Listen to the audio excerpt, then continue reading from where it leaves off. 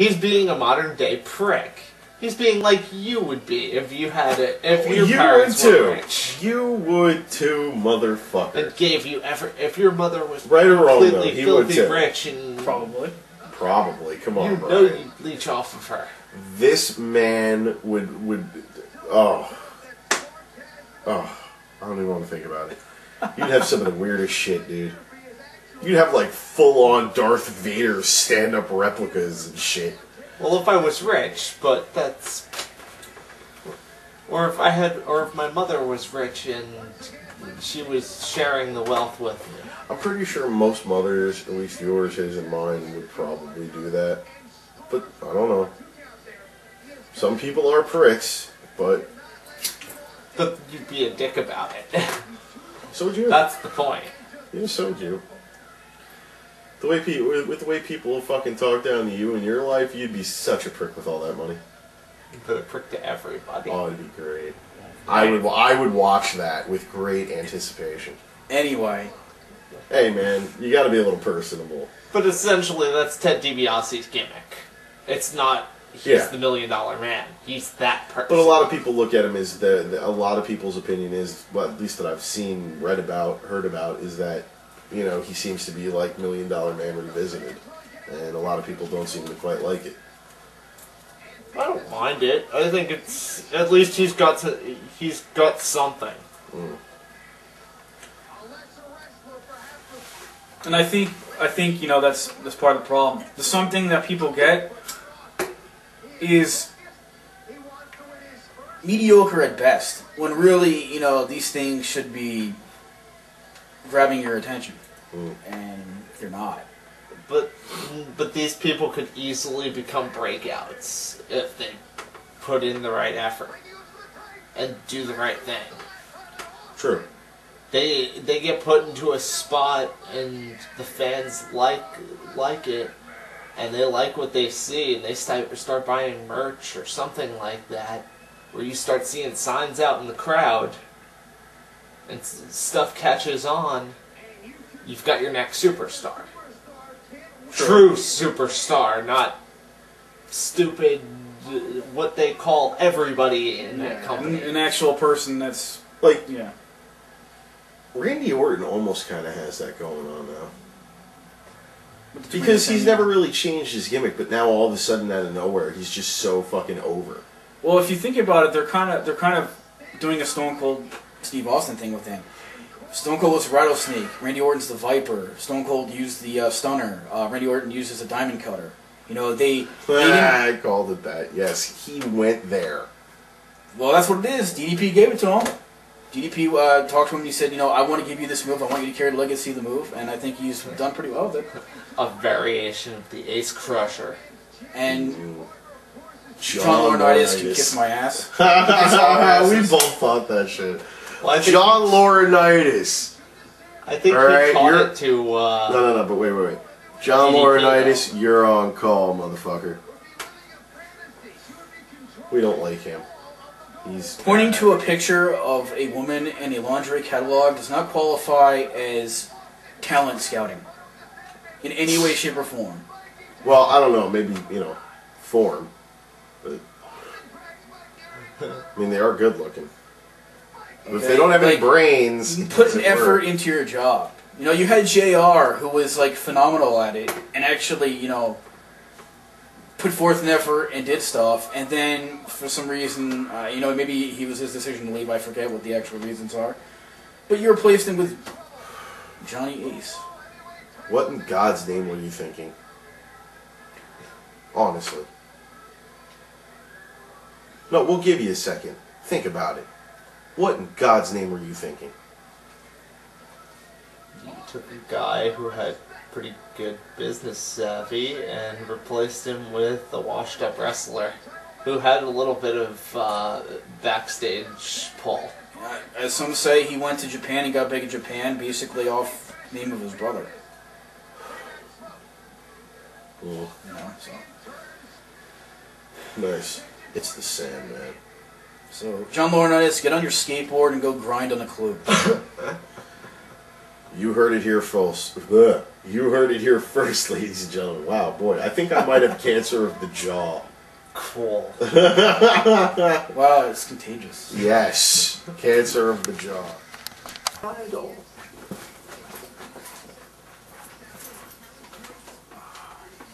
Okay.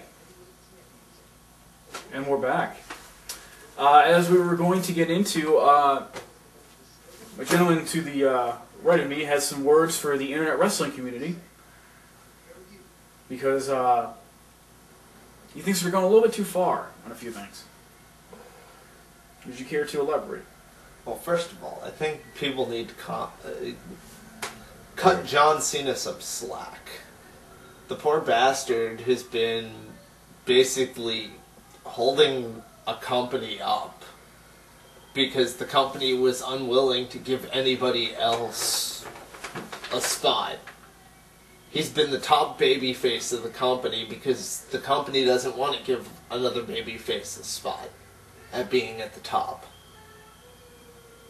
And until recently, with Randy Orton's babyface turn, it at least cuts him back a little bit. He's not in the title picture right now. But they've been working the guy to death, and the guy's just doing the best he can. He's not going out there trying to be in front of the fans and shove himself down everybody's throats. The company's doing that. So cut the poor bastard some slack. Yeah. Anyway, he's just going with it. I mean, I don't think they have a problem with him personally, like as a person. I think they respect John Cena, the guy. I think they respect his work ethic and the fact that he's as reliable as he is. I think what's bothering some wrestling fans are that WWE is trying to present John Cena as an underdog, but they find that hard to believe and accept because he wins every single time. It's hard to believe to look at a person who wins as a guy who can't win, if that's how you're booking him. And it's like, at least, and on top of that, every single feud that he's been in, they feel has been used the same formula, and therefore it's just you're watching the same thing just with different people, well, one different person. So it's well, nothing that's changes. bad booking. That's not really so much his fault. True. But due to that, it's making them like dislike the character. And you also can't really say, oh, well, he could sit there and say, no, I'm not going to do it, and just refuse. Yeah, and then he gets, what, fired? He's got a great job, great gig. Sometimes you got to just take what you get, you know?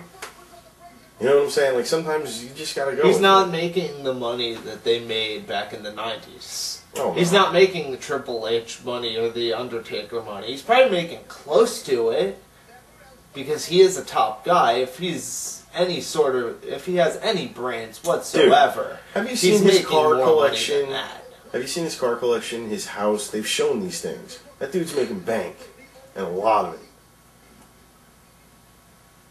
He's got many millions. I mean, look how often his merchandise changes. Like I know, but it's like, have you ever seen those things where they show him in his garage with all his cars? All those cars alone, at least $1 million. And I think that's a lot, but the merchandise thing, that's a lot of people's problem too, because they're making 50 billion John Cena shirts. They're not making them for really too many for anybody else. You get maybe a Randy Orton shirt every other month. I think Evan Bourne has a shirt now, and Jack Swagger has a shirt now. Okay. But it sucks though, man. I don't want 30 million John Cena shirts. Especially that fucking orange one now. God, I hate that thing. Well, it's been around so long because it's been selling well. I mean, you look in a crowd, you see it. I know, that's why I hate that damn thing. Yeah. You're right. I don't dislike John Cena. I hate the way he's being shoved down our throat. That's the company's fault. I know. I'm not blaming him. They don't blame the person, blame the company. Exactly. A lot of people do blame the person. Well, when they say I hate John Cena, they're saying I hate John Cena the gimmick, not I hate John Cena the person. Some people do. I'm sure there are people that do. What the guy needs is a good heel turn. Yes. What I find funny is like he's born in like Massachusetts, like in like Richfield County area, and and yet he's supposed to be this like street thug, rap-loving type white dude who's now evolved into some sort of hip-hop influenced, like, straight-laced icon. He's And it's a like, soldier. yeah, and it's like it doesn't make any sense because where he comes from, it's like, you serious? Really? I'd rather have the rapper. He's got no street cred. I say that right now. I'd rather have the white rapper. I'm sorry. Yeah, the rapper that was was at least actually a at gimmick. least It was funny. entertaining. It was funny. I like that. He should have a rap battle, a classic John Cena throwback rap battle with anyone. That would be great. I kind of started to dig that gimmick, and then they took it away from us. To go back to something you said, I know a problem some other fans are having is that it seems that if someone's dissatisfied or tired of a certain character, that their ultimate quick fix solution is that you turn them heel. That'll automatically fix everything that's went wrong. It's not a solution for everything, but I have seen a lot of people just say that. Not saying that you're a big proponent. I'm just saying because you mentioned it, that reminded me of that discussion. So yes, just by turning someone heel, that doesn't automatically fix whatever issues you have, whether it's the character, the booking, or what have you. It's not. But it has done wonders in the past. Mm. Think about the 80s. Where would the 80s have been if they didn't turn Paul Orndorff heel on Hogan? They turned him heel on Hogan at the end of a tag team match. And they brought a classic Hogan feud out of that whole thing. that's true. That was long running. And if you really want to get into it, And I mean really long running. Yeah, but the mid '90s too. The late '90s with the whole fucking NWO thing, because it was like everybody's like, "Who's the third person? Who's the third person?" What'd they do? They just took Hogan and turned him heel. That's what they did. They turned him into heel Hogan. But it's what they did with the Macho Man and Hogan to do. But it worked because it was build to Hogan getting the belt back. It worked because what Hogan was doing in WCW before wasn't working, and that's a good reason to change him heel. With Cena, what he is doing is working. He's selling crap tons of merchandise. He's popular with the kids, and he's making them serious dough. And WWE is probably afraid, if they even have the idea of turning him heel, they're afraid to do so because they think they're going to have a huge drop in sales because as soon as he makes the kiddies hate him. But then that's why you're building up Randy Orton. You give him his time in the spotlight. Make him carry the company for a while. Let's see how it runs. I think it would work. Then if we really need to, we can go back to Cena. We can keep Cena up there, but so he can still sell merch, but he doesn't have to be the top guy. Yeah, you don't want to. He's kind of. You don't want to overrun your horse to the point where it falls down and dies of a heart attack. You know what I mean? Yeah. But Make him the baby face underneath the top baby face. Give the man a little time off. And that's really what they're doing right now. With Randy Orton feuding with Sheamus while Cena feuds with Nexus. And of course they could always go, "All right, Trips, we need you back." And Cena has been on the losing end most of the time in Nexus as it is. Yeah, it's Actually, for a while, even before that. I hope he loses again, just because it would be nice to actually be able to think that his character's a little bit more believable. Even if he loses at SummerSlam, right? That underdog gimmick starts to seem a little bit more credible. He loses at a 6-on-1 or whatever. Whatever, though. But you know what I mean? If he keeps 7-on-1. losing a little bit, that underdog thing, like he keeps getting screwed, kind of plays out. Because his whole team is abandoning him. 7-on-2, because Bret Hart will stick around.